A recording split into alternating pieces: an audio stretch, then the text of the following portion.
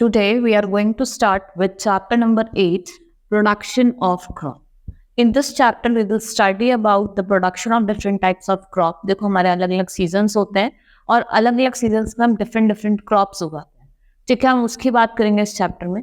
Now we all need food to perform our daily. ठीक है, plants are the basic source of food for living things. Men and animal depend directly or indirectly on plants for their food. We already know that energy from food is utilized by organism carrying out their various body functions such as digestion, respiration, excretion. We get food from plants and animals or both. देखो हमें जो food है वो plant से मिलता है, animal से मिलता है, और दोनों से मिलता है. ठीक है, चाहे वो प्लांट हो चाहे वो animal. Now agriculture practices, the science that deals with the growth of plants and animals for human use is called agriculture. Because science is जो deal करते हैं इससे growth of plants and animals, ठीक है, for the use of human beings, उसे क्या कहते हैं हम agriculture कहते हैं. Now agriculture is the world largest and the most important industry. ये सबसे most largest और सबसे बड़े इंडस्ट्री है. जो सबसे ज़्यादा लोग हमारे इंडिया में सबसे ज़्यादा क्या होता है, एग्रीकल्चर होता है. ठीक है, एग्रीकल्चर क्या है, बेसिक नीड है. ठीक है, ऑफ ह्यूमन. देखो एग्रीकल्चर अगर हम नहीं करेंगे तो हमें खाने के लिए क्रॉप नहीं मिलेगा. ठीक है, हम वीट खाते हैं, पल्सेस नहीं मिलेंगे, राइस नहीं मिलेंगे. तो इसलिए एग्रीकल्चर क्या है, बहुत इंपॉर्टेंट और एक्सटेंसिव क्या है. He hunted and brought food every day by himself and his family. By the chance he discovered that seeds can be grown to grow plants. Slowly he discovered tilling, planting and harvesting. धीरे धीरे क्या हुआ, पहले वो क्या करता, Hunt करता था. ठीक है, ग्रो करता, हंट करता था, गैदर करता था. लेकिन फिर उसने देखा कि सीड से क्या हो सकता है, प्लांट ग्रो हो सकता है. तो उसने सीड बोना शुरू करा. ठीक है, उस पर एग्रीकल्चर करा. उसने फिर हार्वेस्टिंग करना शुरू करा, टिल्टिंग करना स्टार्ट करा, उसे खोदना, फिर उसको बोना शुरू करा. ठीक है, and then he started planting and then harvesting and the beginning of food production take place. इससे क्या हुआ, प्रोडक्शन होने लगी फूड प्रोडक्ट्स की. ठीक है, From gatherer man become food producer and thus later settled life. फिर क्या हुआ, पहले लोग क्या थे, हंटर और गैदरर थे, एक प्लेस से दूसरी प्लेस जाते थे. लेकिन थोड़े ही दिन बाद क्या हुआ, जब उन्होंने जो सीड बोना शुरू करा तो वो हंटर से कैसे सेटल लाइफ जीने लगे और वहाँ पे एग्रीकल्चर करके अपनी लाइफस्टाइल को जीने लगे. Now crop plant, when plants of the same kind are grow and cultivated in one place called crop. जब प्लांट एक ही टाइप का कोई प्लांट ग्रो करने लगे एक पर्टिकुलर प्लेस, ठीक है, उसे क्या कहा जाता है, क्रॉप का. Crop of rice means that all the plants grown in the field are that of rice. Crop of plant are various type. For example right, wheat and barley all cereals crop. अगर हम बात करें जैसे rice हो गया, wheat हो गया, हम सीरियल्स कहते हैं. पल्सेस होती है हमारी दालें, ग्रेन्स, जैसे कि बीन्स हो गई, पीज हो गई, ये ग्रेन्स हैं. Mustard, sunflower and groundnut constitute oilseed. Different types of food can be classified on the basis off season. देखो अलग अलग क्रॉप को हमने on the basis off season divide करा है. ठीक है, फॉर एग्जाम्पल देखो now kind of crop. Pulses में आपका ग्राम, पी, बीन्स, अरहर आ जाएगा. वेजिटेबल्स आपको लीफ से मिलते हैं, रूट से मिलते हैं, स्टेम से मिलते हैं, बल्ब से मिलते हैं, फ्रूट्स और फ्लावर से. फ्लावर में आपने देखा होगा हम ब्रोकली और कॉलीफ्लावर खाते हैं. ठीक है, लीव्स में हम स्पैनिश, ठीक है, खाते हैं ना, पालक, वो उसकी पत्तियां खाते हैं. कैबेज, स्पैनिश, ट्रिंगोला, लुटुके. रूट्स में आपको sweet potato, carrot, radish. Stem में आपको जिंजर पोटैटो, बल्ब में ओनियन, गार्लिक. फ्रूट में cucumber, ground brinjal, tomato. Flowers में बनाना और कॉलीफ्लावर. ठीक है, कुछ होते हैं हमारे शुगर यील्डिंग क्रॉप, जैसे आपका शुगर केन, गन्ना जिसे कहते हैं, बीट रूट. सीरियल्स और ग्रेन्स, व्हीट, राइस, मेज, बार्ले, ऑयल, ज्वार, बाजरा, राजमा. ये सारे क्या है आपके सीरियल्स और ग्रेन्स. फ्रूट्स की बात करते हैं, apple, banana, papaya, grapes, cherry, mango, orange, lime. ये सारे क्या है आपके फ्रूट्स हैं. ऑयल सीड, देखो कुछ ऑयल सीड एडिबल होती है, कुछ नॉन एडिबल होती है. ऑयल सीड जो एडिबल होती है वो आपकी मस्टर्ड, कोकोनट, पीनट, सीसम, सनफ्लावर है. और जो नॉन एडिबल होती है वो लाइन सीड और कस्टर्ड. बेवरेजेस में आपके कॉफी, कोको, टी आता है. स्पाइसेस में आपका क्यूमिन, पीपर, कोरिएंडर, टर्मरिक, चिलर, जिंजर. ये सारे क्या है आपके spices. Fibres, hemp, jute, cotton. Would में आपका साल, टीक, शीशम, देवदार, पाइन्स, बैम्बू. रबर प्लांटेशन में रबर प्लांट. ये सारे क्या है आपके कुछ काइंड्स ऑफ क्रॉप्स हैं और उनके एग्जांपल्स दिए हैं. ठीक है, next is seasonal crops and plantation. India is vast country. The climatic condition like temperature, humidity and rainfall vary from one region to another. Accordingly, there is a rich variety of crop grown in different parts of country. Despite two broad cropping pattern has been define. लेकिन हमारे यहाँ दो broad pattern है cropping के, first is kharif crop and second is rabi crop. Kharif rabi crop की बात करते हैं, the crop grown in the winter season are called rabi crop. The winter season in India is generally from October to November. और आपके mustard P ये सारे क्या है आपके राबी क्रॉप। जो राबी क्रॉप का सीजन होता है वो क्या होता है, अक्टूबर टू मार्च होता है। Now kharif crop, the crop which are sown in rainy season. देखो जो रेनी सीजन में ग्रो होते हैं वो आपके खरीफ क्रॉप होते हैं। For example rice, maize, jowar, cotton, these all are kharif crop. Now zaid crop, the crop which are sown in March and April and harvested before rainy season are called zaid crop. जो मार्च और अप्रैल में तो बोई जाती है, सो करी जाती है, और बिफोर रेनी सीजन को हार्वेस्ट कर लिया जाता है। फॉर एग्जाम्पल आपके फ्रूट्स हो गए, वेजिटेबल्स हो गए, ये क्या है आपके zaid crop. Trees and shrubs are plantation, they cultivate in forest and orchard और फार्म। जैसे टी हो गया, कॉफी, कोको, मैंगो, ये क्या है आपके ट्रीज एंड शर्ब्स हैं। Now food production and farm management. देखो इंडिया क्या है, एक एग्रीकल्चर कंट्री है, सबको ही पता है कि ज्यादा से ज्यादा लोग किसमें इंक्लूड, किस पे डिपेंड है, एग्रीकल्चर पे ही depend. Water is one of the most important requirement for growing plant. In past, farmer has depending upon rain and monsoon may fall at time.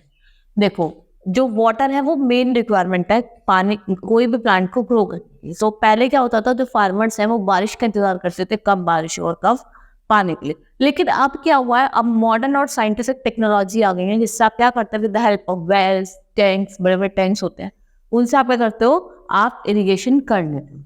ठीक है, for example sunlight, water, minerals from the soil, protection from weeds and pests, and proper storage after harvesting. Now should we get more and better yield from field. अब हमें क्या मिलता है, क्योंकि आपके पास बहुत सारे मैन्योर्स भी हैं, फर्टिलाइजर्स भी हैं, तो आपको गुड क्वालिटी का क्रॉप मिलता है, गुड क्वालिटी का यील्ड मिलता है from the field. Agriculture practice and farm management. A farmer performs the following activities of tilling a farm and for cultivation of food. पहले वो क्या करता है, सॉइल को प्रिपेयर करता है। ठीक है, first he do preparation of soil, then sowing, then adding manure and fertilisation, फिर इरिगेशन करता है, फिर प्रोटेक्शन फ्रॉम वेस्ट, हार्वेस्टिंग, और फिर लास्ट में क्या होता है, स्टोरेज होता है। ठीक है, वो स्टोर करके रखता है फॉर द फ्यूचर में। Now preparation of the soil. The preparation of the soil is the first step before growing a crop. Preparation of soil involves two main steps. देखो प्रिपरेशन ऑफ सॉइल के भी दो अलग step है, एक है ploughing, एक है लेवलिंग। पहले क्या करता है, पहले क्या होता है, प्लोइंग और टिलिंग ऑफ द सॉइल होता है। The process of losing and turning the soil is called tilling. Ploughing is a small field is done with the help of wooden और आयरन प्लो। प्लोइंग क्या होती है, छोटी field में की जाती है with the help of iron and plough. They are ploughed either manually और with the help of animal. या तो देखोगे कुछ लोग अपने आप करते हैं, मैनुअली करते हैं, कुछ लोग एनिमल्स का यूज करते हैं फॉर प्लो। कुछ एडवांटेजेस हैं आपकी प्लोइंग की। The loosened soil helps in the growth of microbes which make the soil fertilize. इससे क्या होता है, ग्रोथ होती है माइक्रो ऑर्गेनिज्म की, जिससे क्या होता है, सॉइल फर्टाइल होता है। They loosen the soil and allow the roots to penetrate easily and secure the firmly in the soil. The loosen the soil traps more air which is used by the root. देखो soil को क्यों loose करा जाता है, क्योंकि वो ज्यादा से ज्यादा एयर ट्रैप कर ले, जो कौन यूज करेगा, जो आपका the space in between the soil particles trap plenty of water which produce continuous supply of water. Sometimes manure is added to the soil before tilling. This helps in proper mixing of manure with the soil. The soil is watered before soil. Sowing से पहले soil को क्या कर जाता है, पानी डाल जाता है। देखा ना, पहले पानी डालता है, उसके बाद करते हैं। फिर लेवलिंग करी जाती है। Levelling refers to process of making the soil surface smooth and even. This is done with the help of wooden or iron plank or level. ठीक है, या पहले फिर क्या करता है, लेवल करा जाता है। ठीक है, तो आयरन प्लोअर से करा जाता है, या फिर वो एनिमल्स का यूज करते हैं levelling. Agriculture implement. Before sowing the seed it is necessary to break the soil, ठीक है, to the size of grain. Soil को तोड़ना है for the size of grain. Now plough का यूज करा जाता है, हो का यूज करा जाता है, कल्टीवेटर का यूज। ठीक है, क्या है, कुछ एग्रीकल्चर इम्प्लीमेंट्स है। Plow, this implement is made up of wood and iron, is drawn with a pair of bull or other animal. It contains strong triangular iron strip called plowshare. The main part of a plowshare is a log of wood which is called plow shaft. देखो ऐसा होता है, ये प्लो shaft होती है, ये animals के पीछे बांध दिया जाता है, उसके बाद उसको एनिमल को चलाया जाता है, तो उसको क्या करता रहता है, प्लो करता रहता है।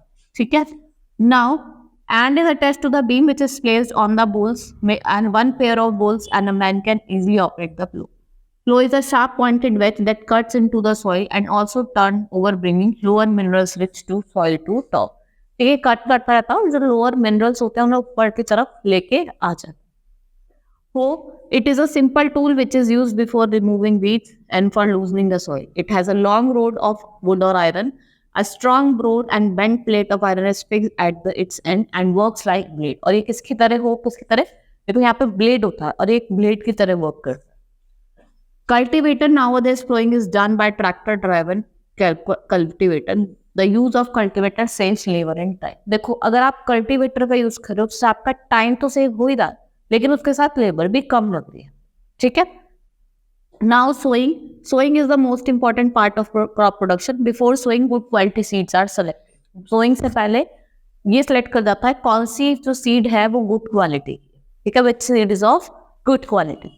Now selection of seeds involve precaution as the seed should be healthy and disease free.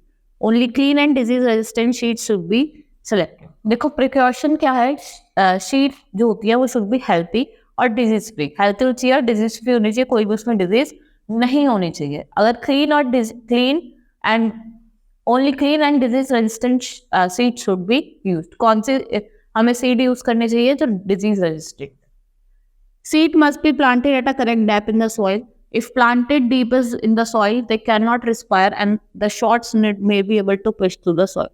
If they planted on surface, they will be eaten by the birds. अगर आप surface पे ही plant कर देंगे तो birds वगैरह उसको खा जाते हैं. Seeds required water for germination. Seeds को किसकी जरूरत होती है?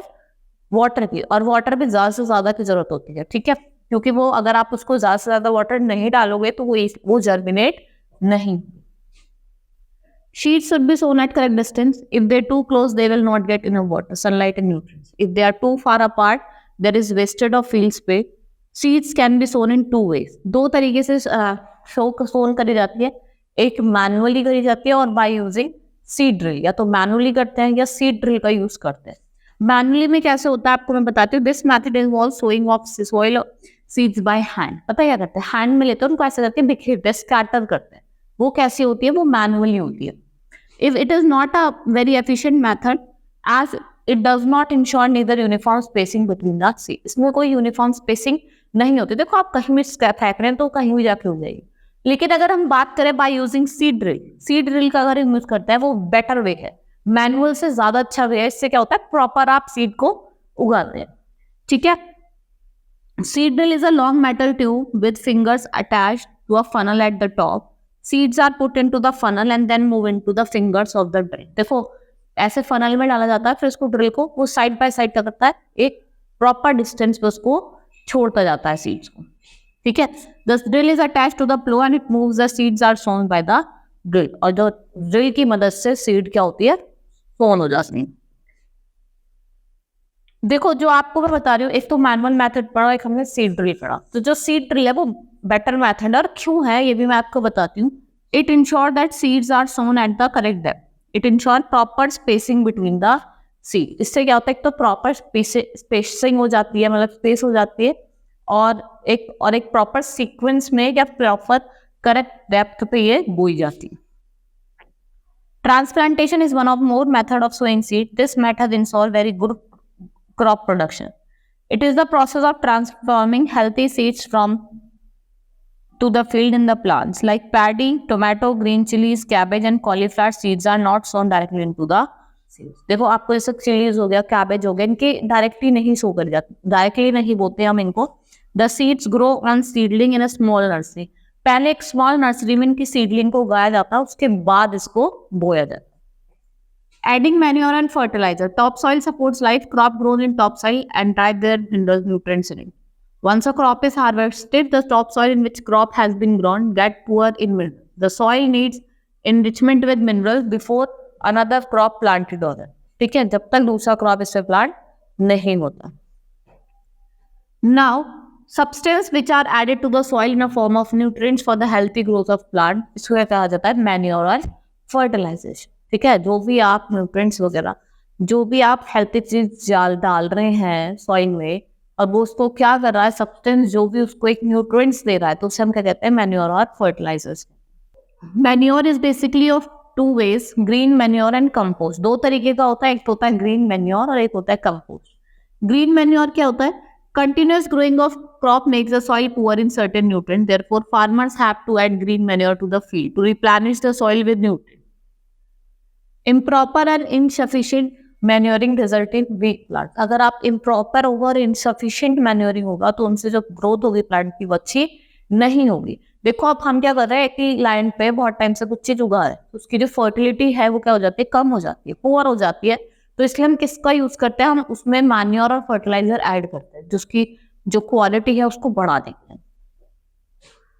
ठीक है। Compost, it is manure obtained by decomposing of dead animals waste. It is made up of large scale by digging a pit on the ground. जो organic matter होता है वो क्या होता है आपका, आपने देखा होगा, उसको सेपरेट कर देते हैं। When pit is full it is covered over and left undisturbed for few months. जब वो फुल हो जाती है तो उसको थोड़े मंथ के लिए ऐसे छोड़ दिया जाता है। Anaerobic bacteria is act upon the matter in the pit, decomposing it. During this process, a lot of gases form. जब ये प्रोसेस होता है, जब एनारोबिक बैक्टीरिया को छोड़ दिया जाता है, तो इस प्रोसेस में क्या होता है, जो गैस होती है वो बहुत ज्यादा फॉर्म होती है। ठीक है। The decomposed residual matter is excellent natural manure that revitalizes the soil when added to it. Although compost is rich in organic nutrients, but in some important nutrients like nitrogen, phosphorus and potassium. लेकिन वो किस में rich होता है, आपका nitrogen में, phosphorus में और potassium. Now fertiliser, they are the chemical substance which are rich in particular nutrient, they are man-made mineral salt. ये क्या होते हैं आपको, ये मैन-मेड मिनरल सॉल्ट होते हैं और ये कहाँ प्रोड्यूस करे जाते हैं, फैक्ट्रीज में प्रोड्यूस करे जाते हैं, जैसे urea, ammonia sulphate, super phosphate, potash, nitrogen, phosphorus. Only fertiliser can supply balance mix of nutrient जैसे कि nitrogen, phosphorus and potassium which are required by crop. The use of fertilizers helps the farmer. ये help करता है farmer to get a proper yield from the field. अगर आप ज़्यादा excessive use करोगे इसका, फर्टिलाइजर का, तो आपकी जो लैंड, जो सॉइल की जो क्वालिटी है वो, और सॉइल की जो क्वालिटी है वो बेकार हो जाएगी, और जो फर्टाइल लैंड है वो भी बैरन लैंड में कन्वर्ट, लॉस हो जाएगा।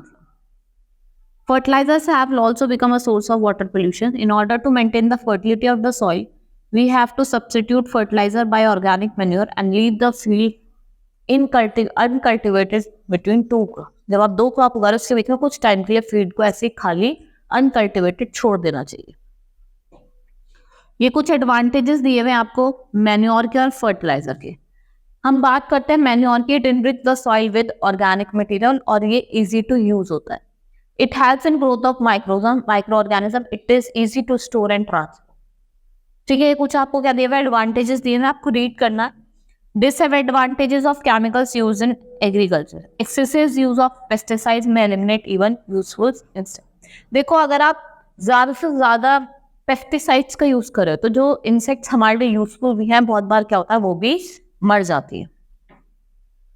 ठीक है। Pesticides are harmful to plants, animals and even man. Indiscrimination use of pesticides and fertilisers can lead to biological magnification. अगर आप ज्यादा इंसेक्टिसाइड्स और पेस्टिसाइड्स का यूज करोगे, इससे क्या होता है, आपका जो बायोलॉजिकल मैग्निफिकेशन है वो क्या हो जाता है, इनडिस्क्रिमिनेट हो जाता है। Pesticides and weedicides cause air, water and pollution. जो इंसेक्टिसाइड्स और वीडिसाइड्स, इनकी वजह से आपका वाटर पॉल्यूशन भी होता है, सॉइल पॉल्यूशन भी होता है और एयर पॉल्यूशन भी होता है।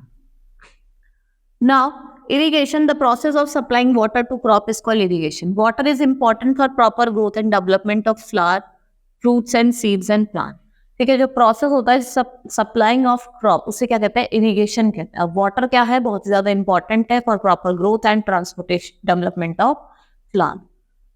Plants contains nearly 90% of water. Water is essential because germination of seed does not take place under dry condition. Water बहुत ही essential है क्योंकि germination नहीं होता under the dry condition. Nutrient dissolved in water get transported to each part of the plant. Water also protect the crop from both frost and hot air conditions. To maintain moisture of the soil for healthy crop growth, yield has to be water regularly. अगर आपको crop को healthy रखना है, growth अच्छी रखनी है, तो आपको उसको प्रॉपर टाइम पे क्या करना है, इरिगेट करना। Now, sources of water. Indian farmers depend mostly on rain for irrigation. Other forms of irrigation have, however, need since rainfall varies from place to place and is unpredictable. The chief sources of water are rivers, canals, streams, lakes. जो chief sources of water है वो क्या है? आपके canals हैं, streams हैं, lake हैं, wells हैं, tube wells. Now there are traditional method of irrigation. Now we will study some traditional method of irrigation. For example, आपका मोट हो गया, पूरी सिस्टम जिसे हम कहते हैं, चेन पंप, ढेकली, रहा जिसे हम लेवर सिस्टम कहते हैं, ठीक है. Pump are commonly used for lifting water. Diesel, biogas, electricity and solar energy is used to run these pumps. हम ये जो पंप्स हम रन करते हैं किसकी हेल्प से करते हैं? डीजल की, बायोगैस की, इलेक्ट्रिसिटी की या solar energy. Now, some modern method of irrigation for economic use of water. Some newer method of irrigation can be practiced. जैसे आपका स्प्रिंकलर सिस्टम और ड्रिप सिस्टम, ठीक है. स्प्रिंकलर मतलब पानी, देखो ना आपने स्प्रिंकल होता है, जैसे हम भी घर में जैसे हम वो फुहारा ऐसे मारना होता है, मतलब अपने विंडोज वगैरह साफ करनी होती है तो हम उसका यूज करते हैं, इससे पानी स्प्रिंकल होकर निकलता है. This system is more useful for uneven land where sufficient water is not available. The particle pipes having rotating nozzles at the top are joined to the main pipeline or triangular interval. When water is allowed to allow through the main pipe under pressure with the help of pump, it escapes from rotating nozzle. It gets sprinkled on the crop as it is rainy. For sandy soil, it is very useful. देखो इसमें क्या होता है, जहाँ पे पानी कम available होता है वहां पे इसका ज्यादा यूज करा जाता है, ठीक है. आपने देखा होगा कि इसमें क्या होता है, आगे अटैच्ड होता है, मतलब एक राउंड नोट सा एक अटैच होता है, उससे इसमें क्या होता है, छोटे छोटे पोर्स होते हैं. उससे क्या होता है, जब आप दबाएंगे तो वाटर एक रेन जैसे होती है उस फॉर्म में निकलता है और वो क्रॉप पे चला जाता है. Drip irrigation. In this system, water falls drop by drop just at a position of root, so it is called drip irrigation. It is the best technique of watering fruits, gardens and trees. देखो इससे क्या होता है, drop by drop water, एक बहुत अच्छा method है for watering plants, ठीक है, fruits, vegetables. Furrow system. Water is also send in the field through furrow while the crop is grown on ridge elevated portion. Alternative with furrows. फूरोस में ऐसे भेजा जाता है पानी. Now, protection from weeds. Do you know what are the weeds and weeding? In a field, many other undesirable plants may grow naturally. These undesirable plants are called weeds and the removal of weed is called weeding. आपने देखा होगा कभी कभी हम कहीं पे हम कोई प्लांट उगाते भी नहीं है क्योंकि वो अपने आप उग जाते हैं, वो क्या होते हैं, वो वीड्स होते हैं, ठीक है. वो अनकल्टिवेटेड और अनडिजायरेबल प्लांट्स कहा जाता है और जो उनका रिमूवल होता है उसे क्या कहते हैं, वीडिंग कहते हैं. Weeding is necessary since weeds are harmful to main crop because they compete with it for water, sunlight, nutrients and space, thereby reducing the field. देखो weeding क्या है, बहुत ज्यादा जरूरी नेसेसरी है. अगर वो प्लांट पे कर देता है बेकार कर देता है, ठीक है, क्योंकि वो क्या करता है उससे एयर, सनलाइट वगैरह सब कुछ ले लेता है, ठीक है. Some weeds interfere even in harvesting and may be poisonous for animal. For example, weeds like चनो, बथुआ या फिर आपका चुलाई या फिर खूरी और वाइल्ड ओट और एग्रोमोनिया और ग्रास, ये क्या है, ये हार्मफुल वीड्स हैं. Weeds can be carried out in 2 ways. Manually भी हो सकता है by the use of weedicide. आप मैनुअली क्या करें, अपने हाथ से उखाड़ दें, ये भी कर सकते हैं. By pulling out the weeds with the trowel मतलब खुरपा और harrow. The best time for removal of weed before they produce flowers and seed. The manual removal include physical removes of weeds by uprooting और cutting them close to the ground. देखिए आप हाथ से आप उसके खुरपे का यूज करके भी उसको कर सकते हैं और वो सबसे अच्छा मतलब इस टाइम होता है जब आप सीड्स ग्रो करने जा रहे हैं. By using weedicides, weedicides are controlled by using certain chemical called weedicide. They separate into field with the help of spray. Some of the commonly used weedicides are 4-DMCA, ठीक है, ये and they are spread in the field to kill the weeds. इनको spray करा जाता है field में जब आपको वीड्स वगैरह को किल करना है.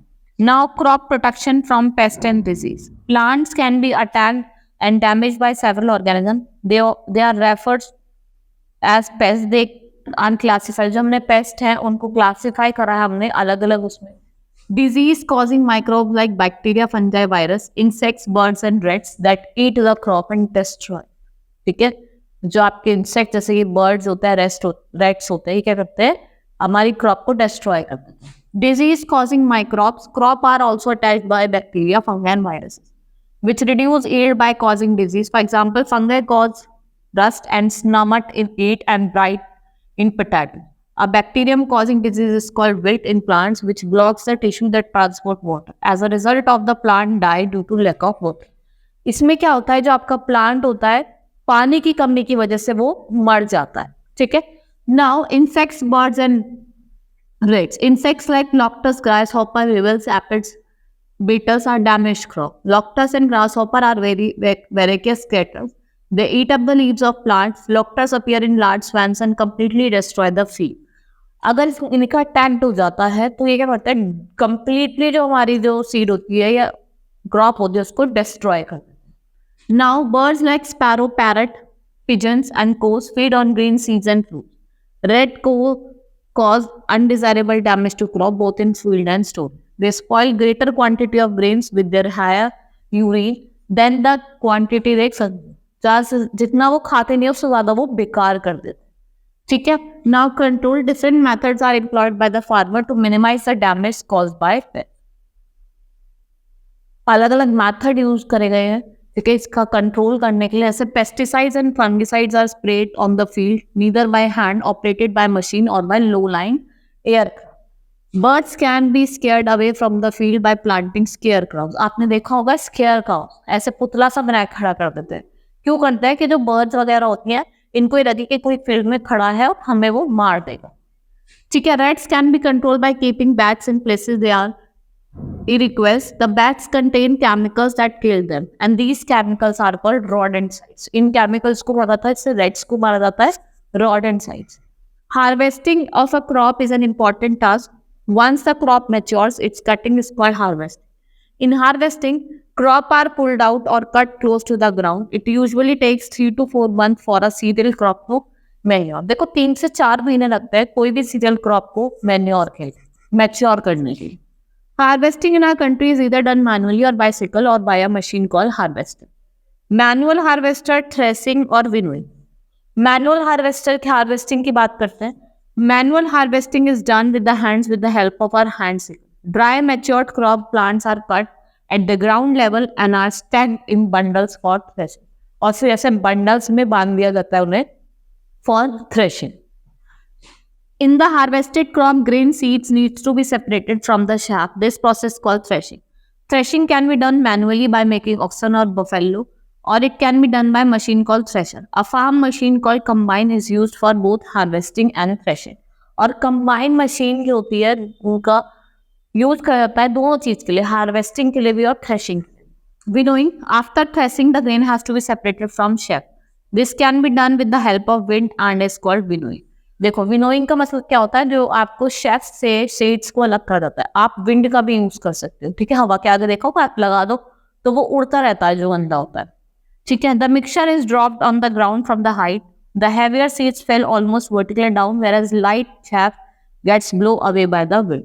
जो आपकी मोटी सीड्स होगी वो तो नीचे गिर जाती है और जो वो होगा गंदा होगा धूल होगा वो क्या होता है डस्ट जो है सब उड़ के विंड में चली जाती है. Now storage is the crop grains to be kept for a longer time. They should be safe from moisture, insects and microorganisms. So strong grains is important task of agriculture. ठीक है. जो storage of grains है वो सबसे ज्यादा एक task, सबसे बड़ा टास्क है. ठीक है. क्योंकि आपको स्टोर भी प्रॉपर जगह पे करना पड़ेगा कि कोई इसको हार्म ना करे, मतलब कोई एनिमल या कोई रोडेंट्स, कोई बैट्स ये सब उसको हार्म ना करे. Grains are dried up in the sun because presence of moisture enhances the growth of microorganisms. पहले उसको क्या करा जाता है, सन में ड्राई कर जाता है, जिससे अगर आप उसको स्टोर करके रखते हैं कोई माइक्रो ऑर्गेनिज्म वगैरह उसमें ना हो जाए. ठीक है. Now they can also be stored in Ghani bags और सिलोज और ग्रैनरी.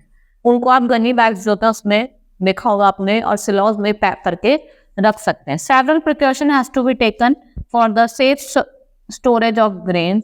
आपको कुछ सेवरल प्रिकॉशंस लेने होते हैं. जैसे first is dried neem leaves are used for storing food grains at home. देखा होगा जब हम घर पे भी गेहूं को स्टोर करके रखते हैं तो हम उसमें नीम की लीव्स डाल देते हैं. For storing large quantity of grains in big godown specific chemical treatments are required to protect them from pest and microorganism.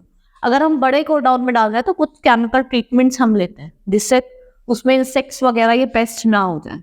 The godown should be free of insects and micro organism by spray appropriate chemical. आप क्या करते हो, कोई chemical होता है, एक chemical को हम स्प्रे कर देते हैं जिससे वहां पे कोई इंसेक्ट्स और माइक्रो ऑर्गेनिज्म ना रहे। Grain should be regularly inspected to ensure that there is no attack by insects और माइक्रो। आपको रेगुलरली उसको देखना है कि कोई अटैक ना हो इंसेक्ट से या माइक्रो ऑर्गेनिज्म से। The moisture content should be check to prevent the growth of micro organism. आपको मॉइस्चर कंटेंट जो होता है वो भी चेक करके रखना जिससे किसी भी माइक्रो ऑर्गेनिज्म की ग्रोथ ना। Food from animal, we get food not only from animal, plant, but also from animals, which provide us nutritious food. Animal food is considered good because it is rich in protein. Animals which give us food include fish, poultry, mutton, pork. Apart from egg given by poultry, we also consume meat of many animals. Besides some domestic animals such as cow, buffalo, goat gives us milk. Milk के अलावा भी हमें और कुछ भी food मिलता है जो हमें न्यूट्रिएंट प्रोवाइड करता है। वो कौन देता है? एनिमल देता है, जैसे ऑयल, फिश, मीट, गोट, शिप, फिश, कॉक। मिल्क आप काउ से मिलता है, शी गोट से भी, शी कैमल से भी। एग आपको हैन से मिलता है, डक से मिलता है और गूस से मिलता है। ठीक है, from the above table you must have seen that plants animals also provide us with different kinds of food. Milk is considered very good for health. It is rich in protein, lactose, sugar, fat, phosphorus, calcium or vitamin. Meat and egg are also rich in protein, fats, vitamin. Oil is rich in vitamin D and it is good for liver. अगर oil भी होगा, ये rich होता है vitamin D के लिए और ये liver के लिए भी क्या होता है, आपका बहुत अच्छा होता है. We have just seen that process of crop production involves number of steps like selection of seeds, sowing. Similarly, animals reared at home or farm have provided with proper food, shelter and when this is done on large scale, it is called animal husband. जब ये चीजें large scale पे करी जाती हैं तो इस method को क्या कहा जाता है? एनिमल हस्बेंड्री कहा जाता है. ठीक है, चैप्टर हमारा कंप्लीट हो गया है. Hope you understood the chapter. That's all for today. Thank you.